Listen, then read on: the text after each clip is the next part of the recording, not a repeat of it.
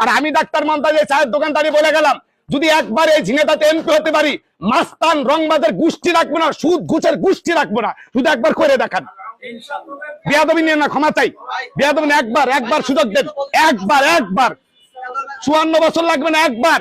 এই যে কথায় কথা মানুষ খুন, আমার ভাই খুন, আপনার ভাই খুন, দলের জন্য একটা খুনের জন্য 10টা খুন ঘটায় দেবো মুহূর্তের ভিতরে। কিসের খুন? এই খুনাখুনি বন্ধ করতে হলে একমাত্র ইসলামেরই প্রয়োজন। এটা আমরা বলে করি যে হুজুরা পারবে না, পারে কি পারে না একবার দেন।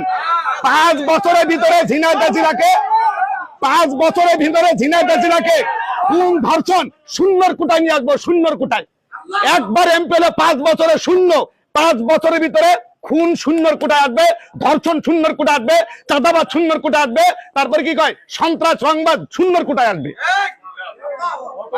ভাই কিছু মাইন্ড করে না, দোয়া চাই।